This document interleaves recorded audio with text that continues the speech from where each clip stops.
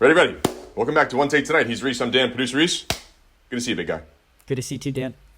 Today's episode is brought to you by Sartoro. Summer may be coming to a close, but that doesn't mean you can't look absolutely electric at your next sales meeting or fall date. Want to get as much attention out of the bar in the marina as producer Reese started buying off-the-rack shoes that don't fit as well as you'd like. Check out our friends at Sartoro.co. The fastest growing online men's fashion brand is changing the suit game with their incredible selection of suits, colors, and styles. And the best part is it's all done online. Use their digital tailor feature to pick out the perfect suit option for you. We went over these last time.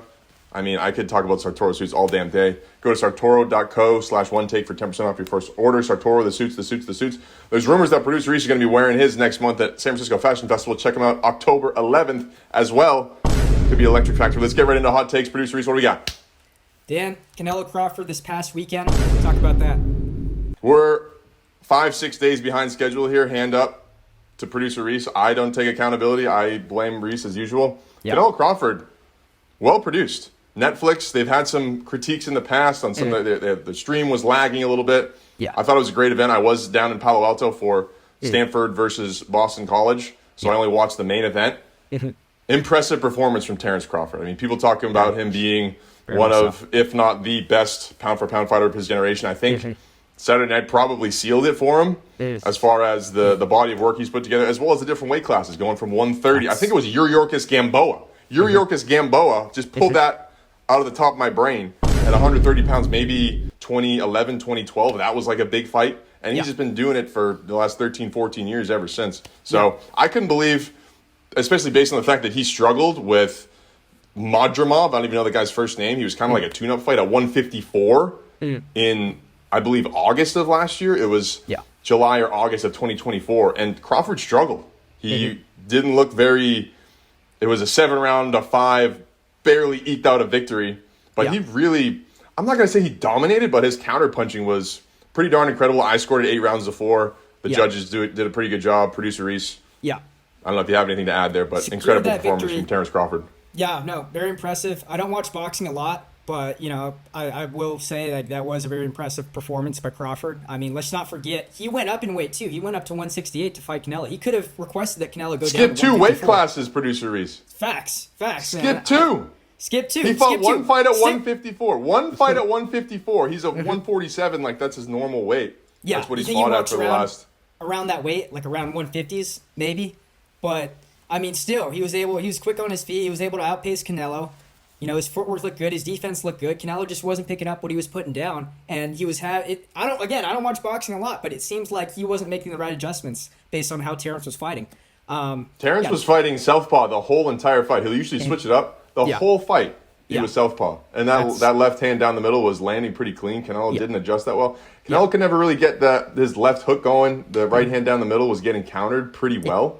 So... Yeah, interesting. Yeah, I mean, Terrence, he seems like a problem, man. Still undefeated, you know, and he moved up a weight class. There's more than a problem. He's an all-time great, man. I mean, it's like him and Usyk this generation as far as guys that didn't necessarily, you wouldn't think maybe going back 7-8 years, like, oh, this guy's going to be the best fighter in his weight class, in his he's definitely zip code, if you will. Himself. Yeah, five division world champion, 3 undisputed held titles. Like, I don't know, man. Like, someone get this guy in the octagon next, I feel like, you know?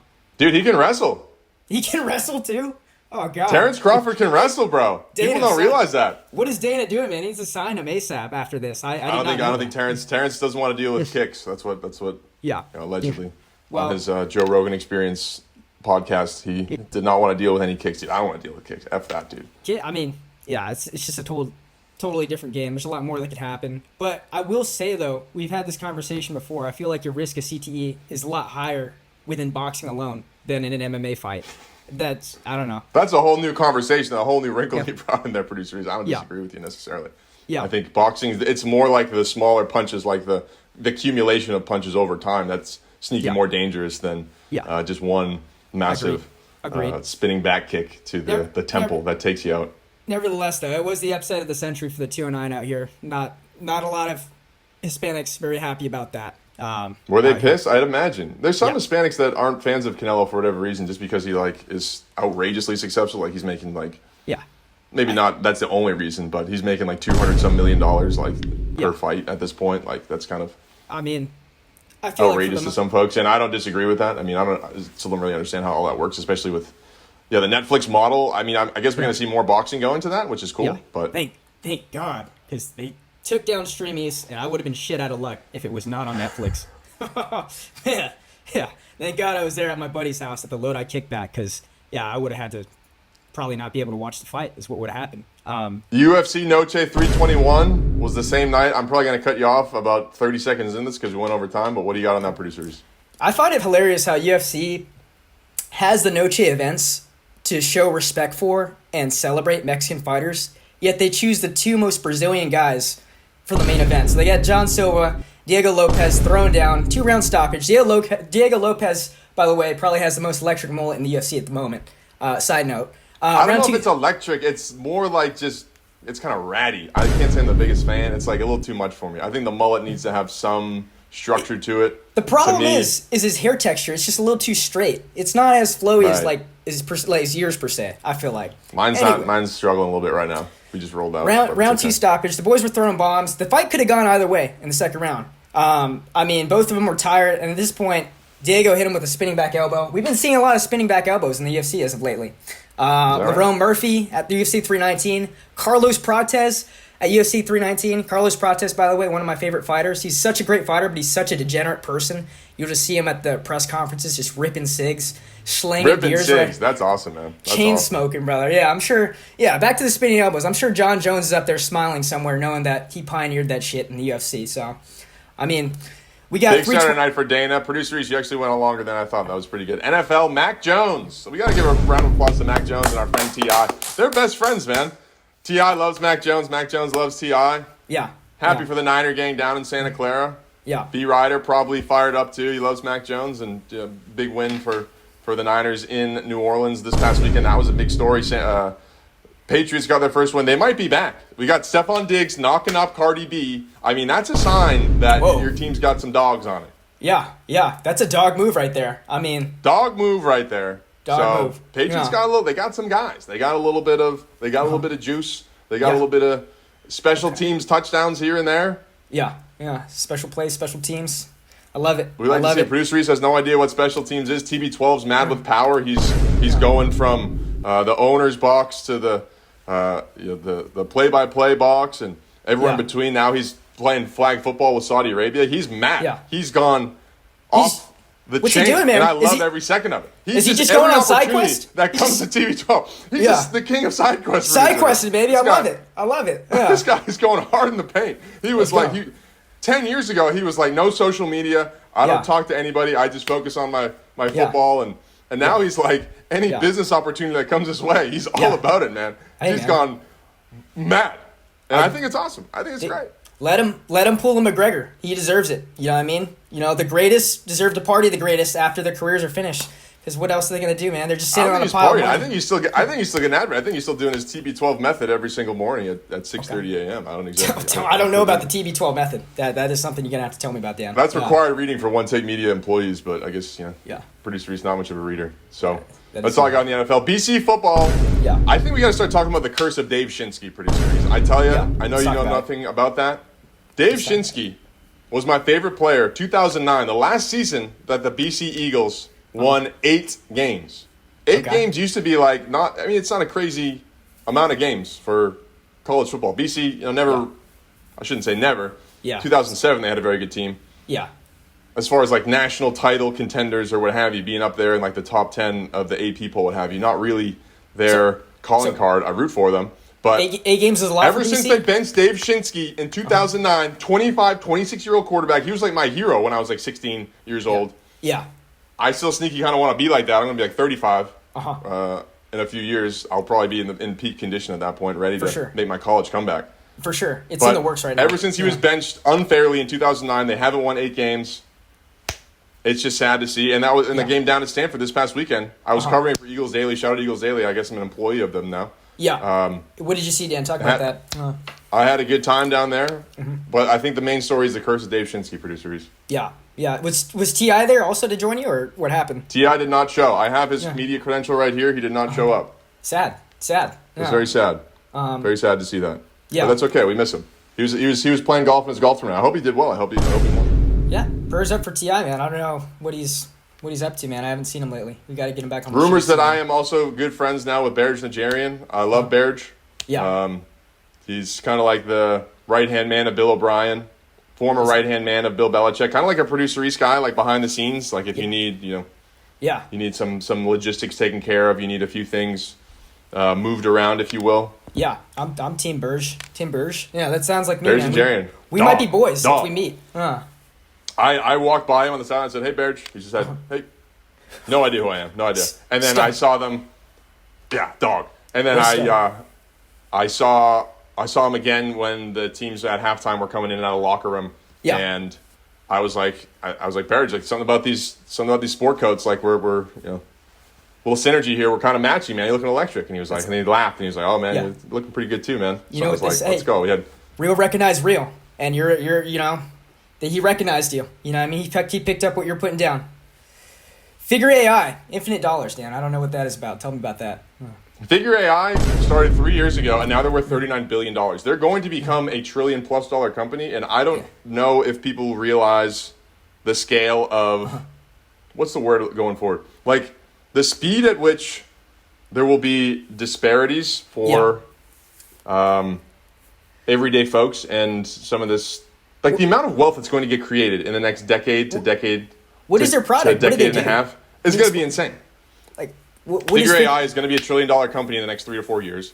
They make robots. They make AI robots. That's what I thought. Okay, because I searched it in, and all I was getting was pictures of like these humanoid-looking robots. Like, have you ever seen the movie I, Robot, Dan? You ever seen that? Science fiction is coming to reality, man. Will Smith? Down in San Jose, is Brett Adcock a LinkedIn connection of mine? He might be. I need to blog this. I just wanted to, because they raised another $1 billion round this week at $39 billion valuation. Just insane the amount of money that's getting thrown around. But it's all, if anything, that's a steal right now. That's literally a steal, like for whoever is going to be investing in these guys. That's a shitload of money. These companies are just printing money at this point in time. So it's kind of wild what we're going to see going in the future. There's a lot of, I think, economic and just like interpersonal, how we relate to one another. Trade-offs of that going forward, or just like impacts of that style of wealth creation going forward. Right. Because there are some people, it's just a totally different ballgame from 50s, 60s, and 70s. Yeah. So wow. even if people at the bottom of not the bottom, but like even middle class folks who are like doing well and slightly better, like people at the top of a given economic area are going to be doing so much better, like insanely amounts better. For sure. Like making 150 times more money versus like someone who's making outlier status in the middle class. Yeah. Yeah, it's going to be outlier city, and we're not going to understand how the world works as much as we think we do anymore. $39 billion valuation. That's quite a bit of money. Talking within 3 years, go from 0 to 39 billion in 3 years. Yeah. Insane. They're on a heater. You know who else is on a heater? Pablo Torre. Yeah. I know I might have said a few bad things about him. Yeah. A couple weeks ago when he was going at my friends Bill and Jordan. It's kind of sad that the fact that he's digging in so much to a couple's story. It's just weird. It's just I couldn't imagine doing something like that. Like imagine if I was just. It sounds like an obsession. Snoop. Like it's really weird. Yeah, an unhealthy obsession. You're just like what do you do? You're snooping around. He like had some clip where he's snooping around on Jordan Hudson being at a Patriots game 4 years ago. That's so weird. Yeah. At UNC. Right. I know you had some beef with him. I'm going to say that I actually never said those things. Whatever. There's video proof. I think we if can watch there's video proof, I think it's AI. It's AI generated. I never actually said those things. Fair enough. I'm pretty confident because that guy is on an absolute heater. He's just, I don't know how he does it. He's digging up. Like if he found out that I was saying negative things about him, he'd like be digging up old text messages, old Hinge messages, old calendars. Like how does he find this stuff? Like how does he source this information? Like next up, he's all in on Steve Ballmer and Kawhi Leonard. Yeah, which has been an interesting story. Uncle Dennis just doing side deals to get more money in for Kawhi. His nephew there, Uncle Dennis, quite a character. Would love to have him on the program. I think he's more of a secretive kind of a guy there. Yeah. Can you explain the so-called scandal that's going on? Like what's no, I don't want to get into all the weeds. We're already going way too long on hot takes here. Way too long. Yeah. But Pablo Torre, he's in on that, and then a few others. He's just on a heater, man. So just heater. Money credit going to Pablo. around. Yeah. Credit to Pablo. Let's move the ball forward. Let's go to For the Brand.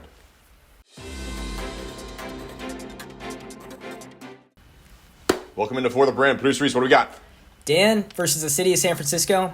Deposition Monday. What's going on there? I got subpoenaed, Producer Reese. I got to appear in court this Monday. It's going to be interesting, man. 2 years later, they want to talk to me. I'm like one of the witnesses for the case of the Hill bomb. Might want to throw in a couple highlights there from 2023.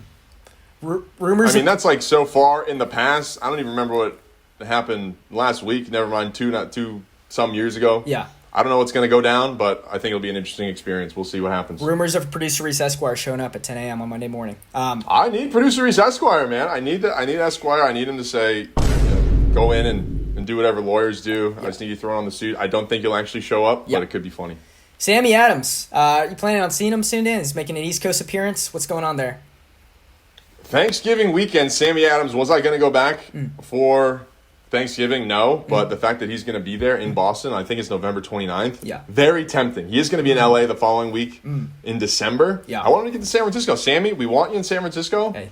I think him at anywhere. I mean, he could play at OneTake Media backyard here. That would be electric. How cool would that be? You might have to send him a DM. Let's not forget he's a big fan of OneTake Media and also follows us. So Sammy Adams does follow OneTake Media. I don't know if he likes us that much anymore, but I did want to get him on OneTake tonight. You're still welcome anytime. I'd love to have Sammy. We've been really struggling on guests as of late. Yeah. People are like, hey, Dan, I'd love to talk to you, but Producer Reese, don't know about that guy. Yeah. So it's a little sketchy, October 11th, we're trying. About the banger of the century. Are we just painting the town red that night, Dan? What's going on? Rumors? San Francisco Fashion Fest is that night. Yeah. It is going to be Fleet Week as well in San Francisco. So for all the people that are interested in going out, October 11th should be a big one. Yeah. I would like to be out in the marina that night after Fashion Fest, maybe doing something during the day, maybe Union Street. I don't know exactly what that's going to look like. Lovely. Yeah. Will Coach Ross be there? I don't know. Coach Ross says he might be out of the crew. Coach Ross, he's a bit of a fickle beast. Yeah. When he's there, nobody like him. Nobody like him.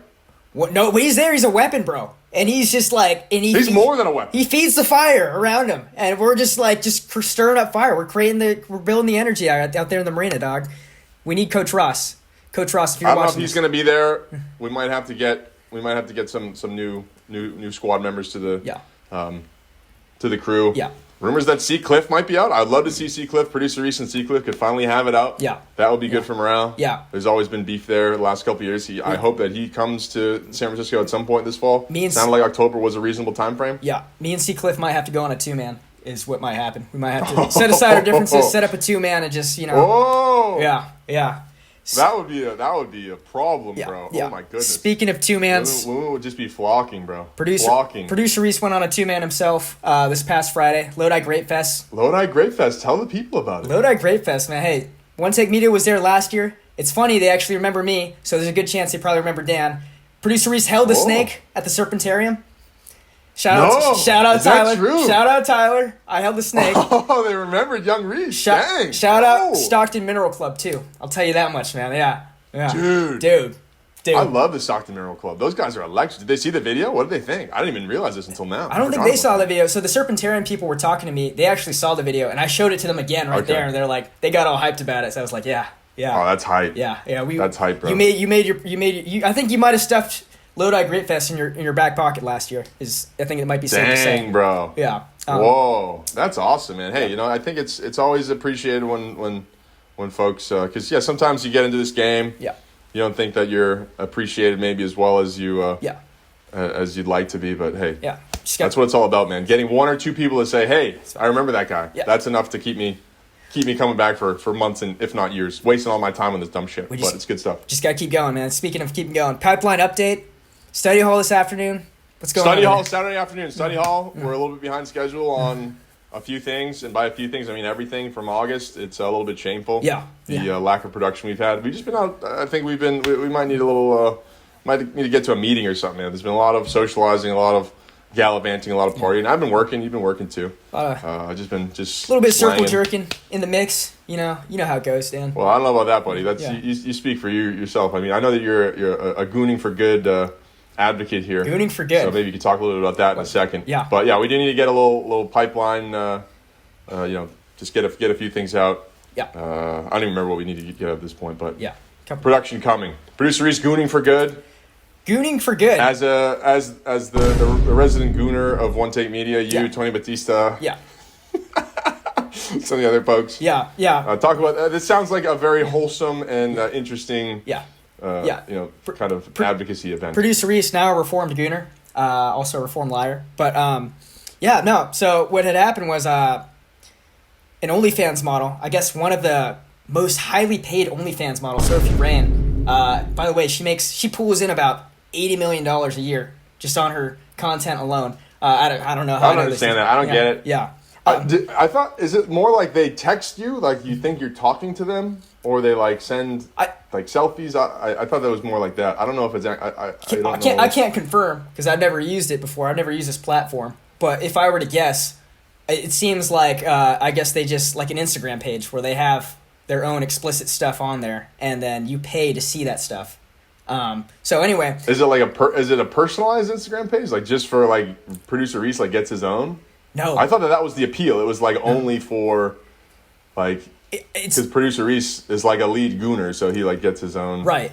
You would think so, specific stuff, but not actually. No, it's not personalized or anything. It's literally just really. Yeah, it's just a locked public profile that can be unlocked by making these payments. And anyway, so she brought in nearly $100 million doing that, and she plans to donate a good portion of it to, I don't know, some organization to counter the starving of this country. So I thought that was interesting.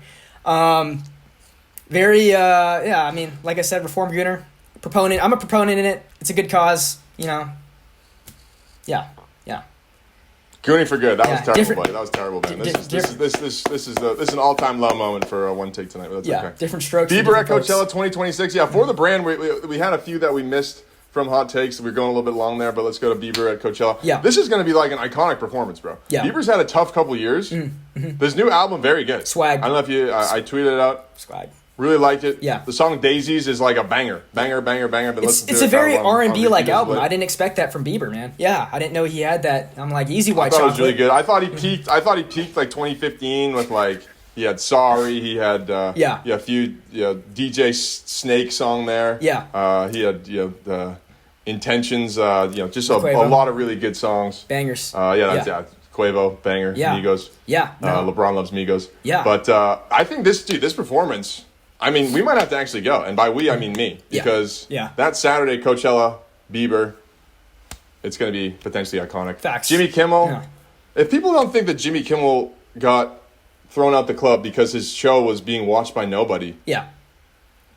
I don't know where your brain is at. I might have to... It's very clear...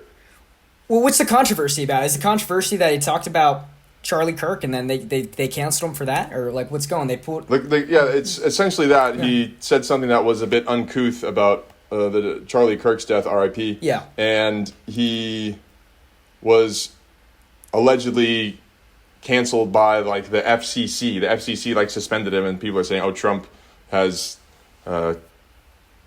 under Trump's FCC, it's a Federal Communications Commission, right. So it's like a national government agency. They're the ones that silenced or canceled Jimmy Kimmel because of this fact. And ABC went along with it because of Trump. They were intimidated by Trump. Yeah.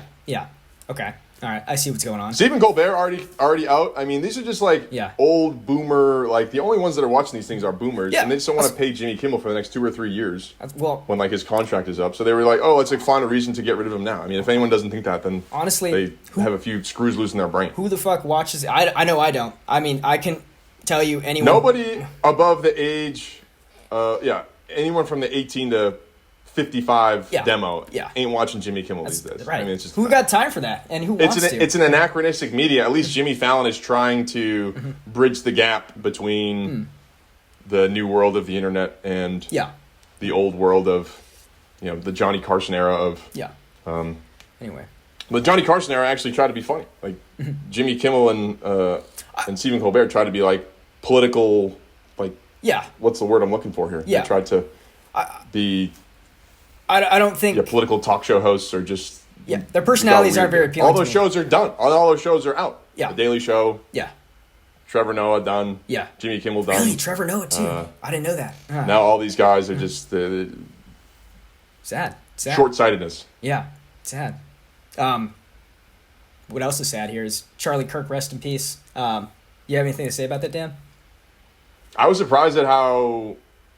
Yeah, I was quite sad. I think it was just also like the visceral nature in which, the fact that the guy's getting shot and it's going around on Twitter, that was pretty bad. I was surprised at that. There were even some like right wing influencer style folks who were like tweeting out the video pretty quickly after. Yeah, and I was like, ooh, like why are we doing that? I luckily I saw one video from a distance. And I was like, it was very graphic, very disturbing on that front. But I mean, the dude was like his acumen on so many topics was just outstanding, and the speed at which he could speak, just admired him. I mean, even like and the production, just a productive guy. I mean, he's my age, and he did so much as far as like his. I mean, he wrote books, did his radio show. Yeah. I mean, we try to do this show, OneTake Tonight. We do like one episode every 2 weeks, and it's like somewhat difficult to produce. He's doing an episode a day. Yeah. So anyway, I just admire folks that are productive in that way. Talked about him being a stud of a person, man. 6'5", college athlete too, very athletic. I've seen a video of him. He didn't go to college. He wasn't a college athlete. Not a college athlete. He was an athlete though. He was an athlete. I did see some of his highlights. No, he had some game. I mean, dude. Yeah. I mean, hey, he had some game for sure. Yeah. I mean, he didn't. Yeah, he was also a guy that my age that I had a lot of similar feelings as him as far as like college being kind of a scam. Yeah. At least in the era that I went, and even more so now. Yeah. And he was just like F it, and he wasn't like self-conscious about it, and he just like was like, dude, I'm gonna start doing my own thing. So like credit to him now. Yeah, no, respect to the man for letting it rip. Letting it rip. Yeah. I've become a little bit more based in the last few years, young Reese. Based, okay. I like that word, Dan. Yeah, I can see it. I can feel it. Gotta be a little bit more based, producer Reese. Facts, man. Yeah, anyway. Moment of silence for Charlie. R.I.P. Gone too soon. He had a lot to do. He had a lot more to do, but R.I.P. I think he lived a purposeful life. I think we can leave it at that. Yeah. That's facts. Yeah. That's facts. Yeah. All right, let's finish off with a play call, and let's call it there. All right, we're going to go right in gin, 469F, Alabama, on 2-on-2. Ready? Yep. Go. Read it back. Right in gin, 469F, Alabama. Fuck. Bro, you just need the on 2. Come on, on 2 on 2. Right in gin, 469F, Alabama, on 2-on-2. Okay. All right. Come on. All right. Right in gin, 469F, Alabama, on 2-on-2. Ready.